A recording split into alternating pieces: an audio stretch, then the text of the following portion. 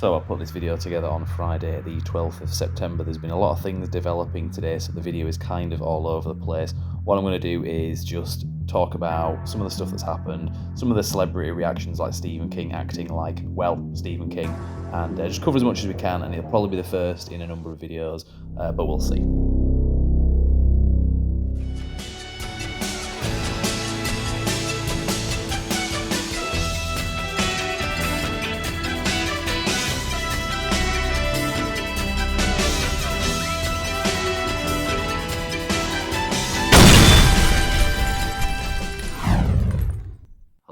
To Brand X Reviews. Now on the channel we talk about entertainment news and we also get into culture war issues as it pertains to the entertainment industry and a lot of the franchises and so on that we've seen coming out. Now this isn't in any way about that. Here we're going to be talking about the Charlie Kirk assassination, but it does tie in that this is like I said, a dynamic that we see in the culture war between people that are, you might say, normal and the extreme ideologies that we do see appearing in the messaging in entertainment and so on. So there is some relevance to this channel. But what I'm going to do is, because things have been all over the place for the past couple of days, it's currently Friday night on Friday the 12th of September. I think a lot of things have been happening today. So as I've been developing this video, just things have been changing constantly. So it might seem a little bit all over the place. I'm going to do a quick 3-minute insert anyway, and we're going to come back. So I'll say straight out of the gate that I'm not going to be showing any footage of the assassination itself. I will show this footage from earlier on, just before the event took place, a happy moment and one of many leading up to the tragic ending. Now, the point of this video is I'm going to be getting into what is Antifa and how is it relevant here.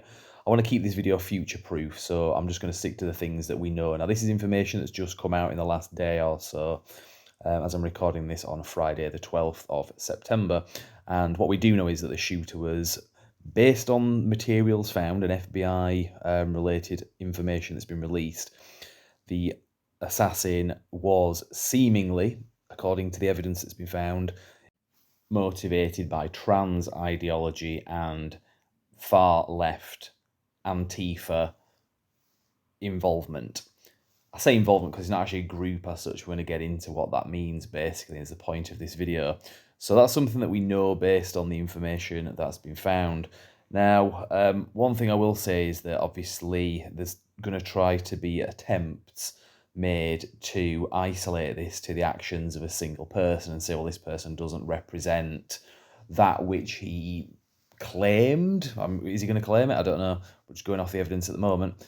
That he doesn't belong to that movement at all and that he's a lone nut. Well, we can call that out because the movement in huge numbers have been cheering support for him, as you would expect. And this isn't just local to that area, it's global. I know people that have been doing it. I've seen the smugness, the complete lack of empathy from people that I know. We've had, and it's not just people that aren't in any kind of position of authority at all. We had somebody local to me in a town called Burnley. You might want to look that town up. It's not a nice place to live. That works for the council there. Far leftist, who's had to resign from the position due to support for this assassin. And you can see here, I mean, it speaks for itself. That is support for the assassin. So this isn't a lone nut kind of going off on their own interpretation of an ideology. This is the ideology itself. This is what it does. This is what it stands for. This is exactly that. What we see here is the phenotype of the movement that we're going to talk today, even if it's not an actual organisation itself with a leader in charge. That's what we're going to cover today. We also had this footage from TMZ where the exact moment that the realisation, the announcement from the president came in that Kirk had actually died, you could hear a roar of applause and cheering going on from the back office. There was a claim that they were actually following a news story with a police chase that came to a head right at the same second, and it was just unfortunate optics and timing. You be the judge of that, basically. Eastern. Janet, go go to have somebody look at the Fox. Trump just posted that Charlie Kirk is dead. Now, they did actually try to address this, as I say, with an excuse that there was a police chase or something going on at the same time. Problem with that is, from what we can tell, there wasn't actually any chase that was going on at that time, being reported anyway. I don't know what to believe, but like I say, the footage kind of speaks for itself. Now, as I say, things have been changing a lot today. On the 12th of September, the assassin has been turned in, as it seems, or they've got somebody, and they're pretty adamant that that's the guy, and it does very much seem like that is the case, so I think it's fairly safe to say they caught him. But as I say, there's been a lot of other things. It's not just the assassination itself, it's the reaction from the public, and this isn't just strange people online that we don't know. A lot of the people that I know, as this whole thing was developing on the day of the shooting itself, obviously I'm a few hours ahead in the UK, so it was night time over here. It was about 8 p.m, between 7 and 8 p.m. when it happened over here. I was up all night. A lot of people were messaging me, not because we love the drama. A lot of people were very upset about this. A lot of just people, just normal people. These aren't members of any kind of groups or anything that I'm in. That's not the social circle I'm talking about here.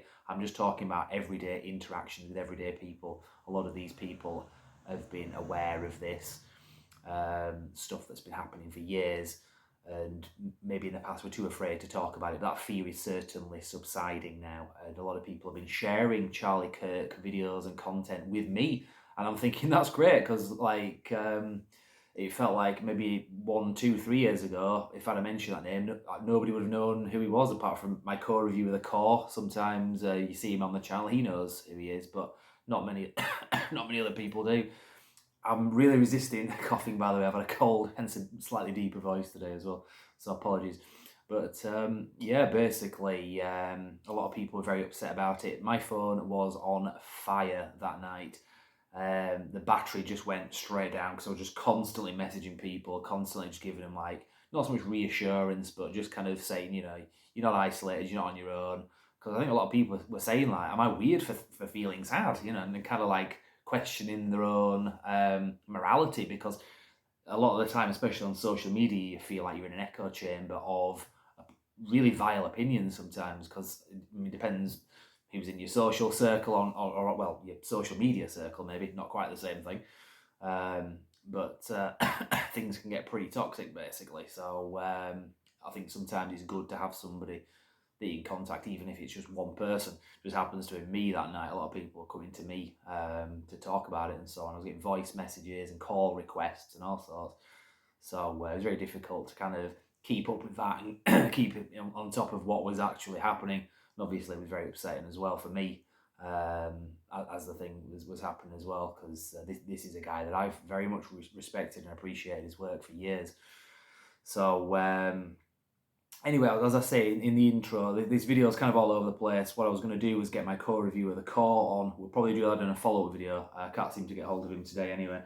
But I was going to talk about Antifa. That was the main point of it anyway, basically, and seeing how these guys, at a glance, it might seem like they are the good guys because the name of the... Again, it's not a group, an organisation as such. I mean, it is and it isn't. That's kind of how they work, like snakes in the grass. But from the name alone, if you take it at face value, obviously it sounds very, very noble, very laudable that they would do that. So it's quite an old non-organisation. I would recommend this book. For some reason I have a massive version of this. I don't think the normal book is as big as this. I think it was one of I got pre-ordered it when it came out back in 2021. Unmasked by Andy No. You might have heard of this guy, and also if you're familiar with Winston Marshall from Mumford & Sons, this was the book that got him into a lot of trouble back in 2021 when it came out, because he said, you might want to read this book, it's a very important one, and it just got kicked off, basically. I think he got kicked out and banned for that. So, yeah, this is a book that really gets into the history of these guys. If you want to know more, I mean, beyond that, I could recommend many other books. Go to brandxreviews.com or thegramophonemmind.com, same website. There is a recommended reading section in there. There's a lot of material in there. You can pick a number of books. I've read all of them, so I vouch for all of those books and the information that's in them. If you want to know more about it, check that out. But my point here for this video is, you know, I like to talk about movies and so on. There is a movie analogy in here as well. It's maybe a bit of a stretch, but stay with me on this. So basically, the way I would describe Antifa is, because a lot of people get confused by it, they think that it's because of the name of the group, it's a good thing. It's not. Imagine it this way: you've got two mafia families and they're at war with each other, and one wipes the other one out. So he had to cut away there, went into a bit of a coughing fit again, and also somebody started messing about outside with a very loud engine. So back to the mafia analogy. So basically, The Godfather, you've got two mafia families that are going against each other, for example. I mean, well, to be fair, there's more than two in that film, but let's just say for the analogy, two mafia families going after each other, one wipes out the other. You would think that that's a good thing because the less mafia families there are, the better. But the ones that are doing it are not getting rid of them because the mafia are bad, let's get rid of them. They're doing it because they are competitors. They're going against them. So we as people that don't have a vested interest in the existence of the mafia, in fact, we've actually got actively an investment in not having mafia families running the show, running things like drugs, prostitution, murder, all that kind of stuff. We would rather get rid of all of them. So just because one's got rid of the other, that doesn't mean we've got rid of the mafia, because another one of the families is still there. But if one of those families call themselves anti-mafia whilst being the mafia, that doesn't change things. It will fool a lot of people though, because they will think, well, you're anti-mafia, so we got rid of the mafia, we win. That's not how that works. Does that make sense? If that doesn't make sense, here's another movie analogy. Do you remember the film The Magnificent Seven? So you've basically got a bad guy called Calvera and his gang, and they are the worst of the worst. And this village of people who are being exploited by them to the brink of extinction, extermination, rather, decide to hire a gang of also bad guys, but redeemable bad guys. So these are the heroes of the film. They're kind of anti-heroes in that way. It's played by Yul Brynner, Steve McQueen, Robert Vaughn, and so on. The Magnificent Seven. In fact, Steve McQueen there. That's not why I put him in the video. So in the movie, there's a bit where Calvera, the bad guy, the ultimate bad guy in his gang, confront the Magnificent Seven and tries to make a point to them and says, well, actually, you're kind of being the heroes here, but you're not really. You're just like me.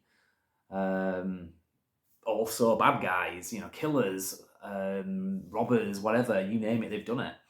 So here's a very quick clip from that scene, anyway.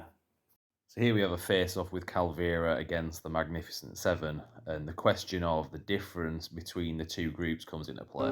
We deal in lead, friend. So do I. We're in the same business, huh? Only as competitors. Why not as partners? Now, I suppose the difference in that is that the Magnificent Seven are actually redeemable, whereas I don't think there's much redeemable about Antifa, though they claim to be anti-fascist. You would think they don't need to be redeemed. They are the good guys. It's a trick. Does that make sense? Does that make any sense? I've tried to explain this to a number of people, and some get it, some don't. But it needs to be said. And the purpose of this video was going to be a bit more about other things. I think what I'm going to do is I'm going to cut away from this video for now, just keep it on point with that. I've got a few movie analogies in there. This is a movie review channel. Stretch, you could say that there's that this video is where it belongs, but I'm going to do a follow-up video with my co-review at the core when he's available, and when maybe I've got slightly less of a cough. I'm really fighting it off. I've done a pretty good job, to be fair, to be honest. So,